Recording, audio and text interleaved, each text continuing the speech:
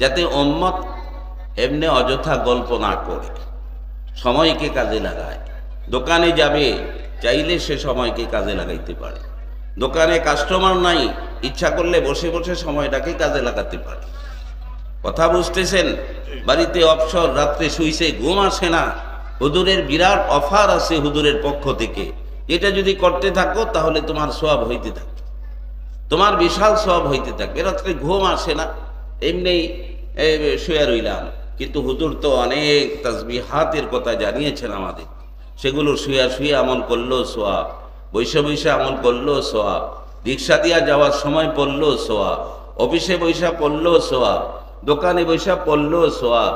নবীজি বলেছেন কোন এই কথা যে এই তাসবিহ তুমি মসজিদে পড়বা তো সওয়াব পাইবা, এই তাসবিহ তুমি ওযু সহকারে পড়লেই সওয়াব পাইবা, এই তাসবিহ তুমি একাই কি একদম একটা একাই কি স্থানে পড়তে হবে এরকম কোনো কয়েদ নাই, এরকম কোনো কথা নাই, বরং হুজুর বলেছেন এটা যদি কেউ পড়ে আল্লাহ পাক তাকে এত এত সওয়াব দান করবেন। সুবহানাল্লাহ।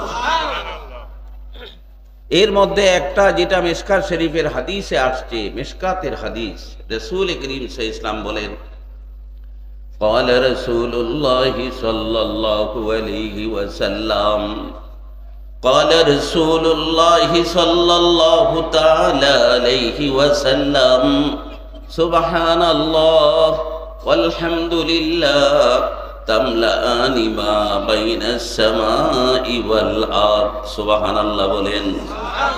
নবীজি বলেন, হে আমার উম্মতেরা শোনো, সুবহানাল্লাহ আলহামদুলিল্লাহ কেউ যদি বলে, মন থেকে বলে, দিল থেকে বলে, কারণ সুবহানাল্লাহর অনেক পাওয়ার। সুবহানাল্লাহ শব্দের অর্থ হলো আল্লাহ সব দোষ থেকে মুক্ত। সুবহানাল্লাহ বলেন। আল্লাহ সমস্ত দোষ থেকে মুক্ত, এই জন্য এর নাম হলো সুবহানাল্লাহ। আরেকটা হলো আলহামদুলিল্লাহ। আলহামদুলিল্লাহ শব্দের অর্থ হলো সমস্ত প্রশংসার মালিক আল্লাহ। সমস্ত প্রশংসার মালিক কে? আল্লাহ। আরো জোরে বলেন কে? আল্লাহ। সব প্রশংসার। কেউ ভালো কথা বলতে পারে, নেয়ামত আল্লাহ দিয়েছেন। কেউ খেতে পারে, আল্লাহ দিয়েছেন এই নেয়ামত। ফলটা মজা, নেয়ামতটা আল্লাহ তাআলার।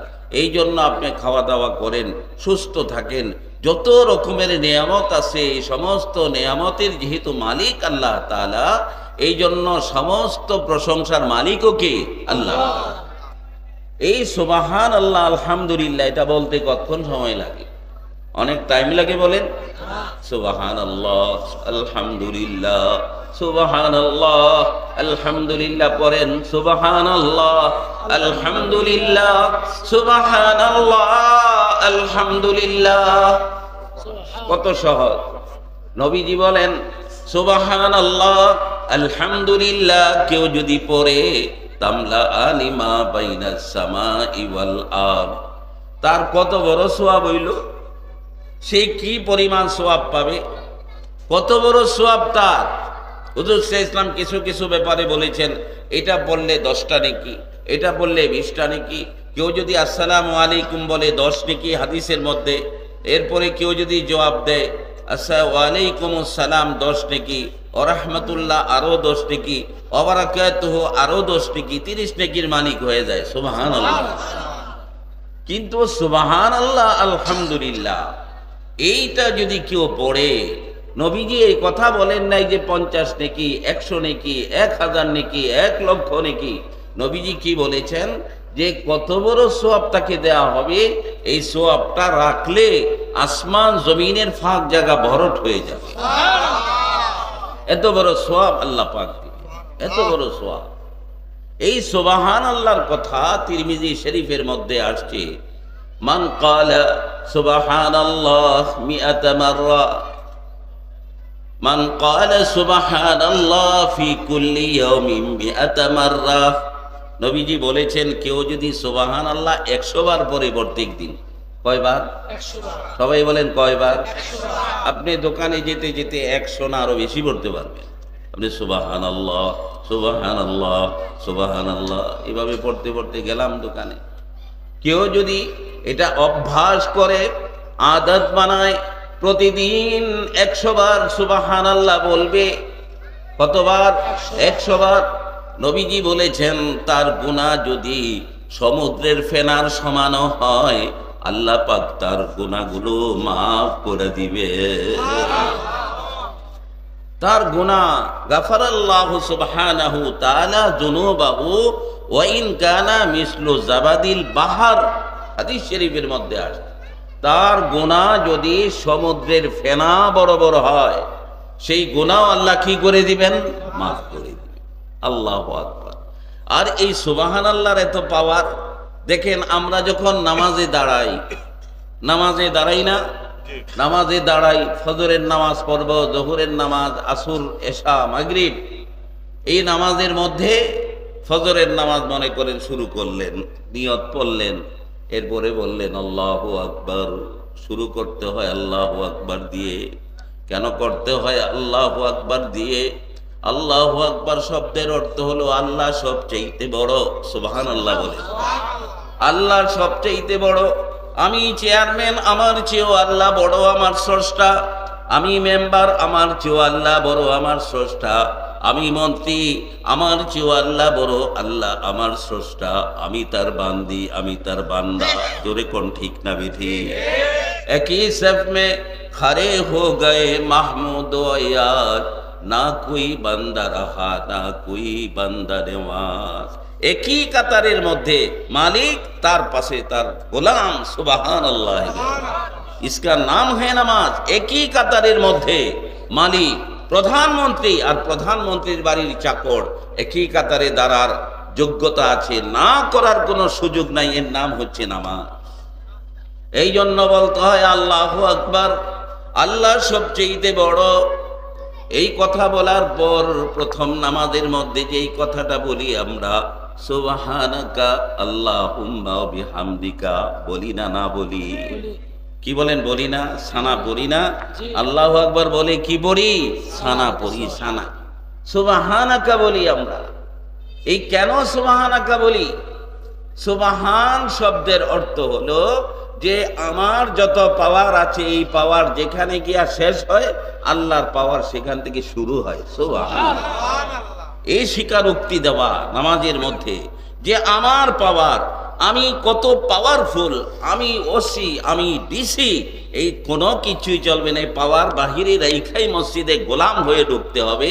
আর এই স্বীকারোক্তি দেওয়া হয় সুবহানাকা বলে, যে আমার আর কোনো পাওয়ার নাই, সব পাওয়ার শেষ। সুবহানাকা, আমি তোমার গোলাম। একজন ইমাম শুধুমাত্র কোরআনে হাফেজ, একজন ইমাম শুধুমাত্র ৩-৪ বছর মাদ্রাসায় পড়েছে, এরকম ইমাম গ্রামে আছে। জোরে কোন আছে না নাই? পুরা দাওরা পাস না, কামিল পাস না, শুধুমাত্র অল্প লেখাপড়া করে অনেকে ইমামতি করে। আর কোন মন্ত্রীর বাড়ি যদি ওই গ্রামের মধ্যে হয়, মন্ত্রী যদি মসজিদে গিয়া দেখে আরে আব্দুল করিমের পোলা, এর বাপ তো মানুষের খেতে কাজ করছে, তার পোলা ইমামতি করতেছে, বেশি লেখাপড়া করে নাই, এর পিছনে খাড়াইয়া বলতেছে আমি এত বড় মন্ত্রী, আমার পিছনে পিছনে পুলিশ আমাকে পাহারা দেয়, আমার কত খাদেম খুদ্দাম, এই এর পিছে এ বলবে আল্লাহু আকবার আর আমিও তার সাথে হাত বাঁধবো। সে রুকুতে যাবে, আমিও যাব না। সে রুকুতে গেলে আমি খাড়াই থাকবো, সে সেজদায় গেলে আমি যাব না। তাহলে কি তার নামাজ হবে? জোরে বলেন, হবে? এখানে ইমাম যিনি ইমামতি করতেছেন তিনি আল্লাহ পাকের প্রতিনিধি, আল্লাহ রব্বুল আলামিনের নামাজকে তিনি পরিচালনা করতেছেন। অতএব তুমি যত বড়ই মন্ত্রী হও, যত বড় ব্যারিস্টার হও, যত তুমি শিক্ষিত হও, যত বড় উকিল, যত বড় জজ, যেই হোক না কেন, তুমি যখন ইমামের পিছনে আল্লাহু আকবার বলে নিয়ত বেঁধেছ, এখন ইমাম রুকুতে গেলে যেতে হবে, সেজদায় গেলে যেতে হবে। কারণ আমি সুবহানাকা আল্লাহুম্মা বিহামদিকা পড়ে এই স্বীকার করেছি যে আমার আর কোনো পাওয়ার নাই, আমি আল্লাহ তোমার একজন গোলাম, আমি তোমার একজন কি গোলাম। মসজিদে গিয়া সভাপতি হোক, সেক্রেটারি হোক, মসজিদে ঢোকার পরে আর মাতবরি দেখানো যাবে না। জোরে বলেন, যাবে না। সভাপতি আমি, সামনে কাতার খালি রাখতে হবে, সে কসুর সভাপতি। সেক্রেটারি আমি, পরে আয়েশার সামনে বসার চেষ্টা করা, সে সেক্রেটারি হওয়ার উপযুক্ত না। জোরে কোন ঠিক না বেটি? আরো জোরে কন না ঠিক না বেটি? আগে বসতে হলে আগেই আসতে হবে, সামনে বসতে হলে আগেই আসতে হবে। নবী আলাইহিস সালাম বুখারী শরীফের মধ্যে আসছে, কেউ যদি পিছন থেকে, মুসল্লিরা কাতার কাতার বসে গেছে, পিছনের থেকে মানুষের কান্দের উপর ঠ্যাং দিয়া দিয়া সামনে যায়, এরকম কিছু মুসল্লি আছে না? এরকম কিছু নেতা সাতা আছে না? এরকম কিছু এলাকার মাতবর থাকে, মানে যায় সবার উপর দিয়া। হুজুর বলেছেন সে সামনে যায় না, সেই জাহান্নামের দিকে অগ্রসর হচ্ছে। বুখারী শরীফে সেই জাহান্নামের দিকে অগ্রসর হচ্ছে, কারণ সামনের কাতার। এমন কি মাসলা হলো, সামনের কাতারে যদি কোনো অল্প বয়সের 16-17 বছর বয়সের কেউ সামনে দাঁড়ায় গেছে, দ্বিতীয় কাতারে দেখে তার উস্তাদ, দ্বিতীয় কাতারে দেখে তার বাবা, তার অধিকার আছে যে বাবা এবং উস্তাদকে সামনে না দিয়া সেই সামনে দাঁড়াবে, কারণ তার সওয়াবের দরকার আছে না নাই? তার জান্নাতের দরকার আছে না নাই? এই সুবিধা কেন আরেকজনকে দিবে? কিন্তু আরেকটা মাসলা হলো এই যে, যেহেতু সে না দিলে কোনো মুরব্বী বলতে পারবে না যে বেয়াদ্দব হয়ে গেছে, আমার দেখেও সামনে জায়গা দিল না, এই জন্য এটাকে ব্লক করা হয়েছে। কিন্তু সম্মানের খাতিরে যদি কাউকে দেয় সামনে, আল্লাহ পাক তাকে স্পেশাল আবার অন্য সওয়াব দান করবে। এটা তাজিমের কারণে করবে, এটা ভদ্রতার কারণে, এটা আদবের কারণে করবেন। কিন্তু সামনে যে দাঁড়িয়েছে এটা তার হক, এটা তার হক, বিশাল হক। নবী আলাইহিস সালাতু ওয়াস সালাম বলছেন যে যদি মানুষ জানতো, লাউ কানা ইয়ালামুন নাস, মানুষ যদি এই জানতো যে সামনের মাহফিস সাফিল আউয়াল, নামাজের প্রথম কাতারে কি রাখছেন আল্লাহ তাআলা। আমরা কিন্তু আয়েশায় আজেরই পিছে বয়ে যাই, এরকম আছে না? সামনের কাতার খালি, দ্বিতীয় কাতার খালি, এরপরও পিছনে একটা খাম্বার সাথে ডেলান দিয়ে বসে রই। এমনকি এক জায়গাতেই প্রতিদিন নামাজ পড়া উচিত না, মাকরু। এক জায়গাতে প্রতিদিন আইসা এক জায়গাতে নামাজে দাঁড়ানো ঠিক না। কারণ কেন ঠিক না? সে প্রত্যেক দিন আইসা এই জায়গাটার মধ্যে দাঁড়ায়, আজকে এই জায়গাটা আইসা পায় নাই, অন্য কেউ বসে গেছে, পুরা নামাজের ভিতরেই তার একটা বেচৈনি লাগে যে আমি তো আমার জায়গাটা খারাই পারলাম না। কথা বুঝেন নাই? নামাজের ভিতরে, পুরা নামাজের ভিতরে একটা বেচৈনি। তাহলে নামাজ তো হবে সুকুনাত সহকারে, কিন্তু সেই নামাজের মধ্যে খলল, নামাজের মধ্যে সমস্যা কেন হলো? প্রতিদিন এক জায়গায় দাঁড়াবার কারণ, ঘুরা ঘুরা বিভিন্ন জায়গায় দাঁড়াতে হবে।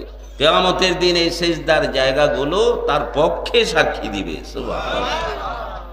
এই জন্য ফরজ নামাজের পরে সুন্নাত, ফরজের আগে সুন্নাত। পড়ার নিয়ম কি? ফরজের আগের যেই সুন্নাত, সেই সুন্নতটা আপনি পিছনে কোনো এক জায়গায় পড়ে নিলেন, মসজিদ যদি ফাঁক থাকে বা একটু কাতার ফাঁক আছে, এখানে পড়বেন। ফরজটা পড়বেন আর একটু 1 ফুট আরো উত্তরে, মানে পূবে বা পশ্চিমে, উত্তরে বা দক্ষিণে। আবার নামাজের পরে যে সুন্নত আর একটু অন্যদিকে পড়বেন। তাহলে এক দিনের নামাজই এই জোহরের নামাজের মধ্যেই আপনি 3টা জায়গা দখল করলেন। কয়টা জায়গা? 3টা জায়গা। নামাজের আগের সুন্নতে এক জায়গায় সেজদা করছেন, ফরজের মধ্যে এক জায়গায় সেজদা করছেন, আবার পরের সুন্নতগুলিতে আরেক জায়গায় সেজদা করছেন। তাহলে জোহরের নামাজ আদায় করা আপনার পক্ষে আপনি 3 জন সাক্ষী বানাই ফেললেন। সুবহানাল্লাহ। কিয়ামতের দিন আপনি যে সেজদা করেছেন এই 3 জায়গায় আপনার পক্ষে সাক্ষী দিবে। কথা বুঝছেন? তো এই জন্যে নামাজ এইসি চিজ হয়, নামাজ এমন জিনিস যে সেখানে ঢোকার সময় বলি সুবহানাল্লাহ। কি বলি? সুবহানাকা আল্লাহুম্মা বিহামদিকা ওয়া তাবারাকা ইসমুকা ওয়া তাআলা জাদ্দুকা ওয়া লা ইলাহা গায়রুক। সুবহানাকা মানে আল্লাহ তুমি পাক, পবিত্র। আমাদের চোখের পাওয়ার কমে, তোমারটা কমে না।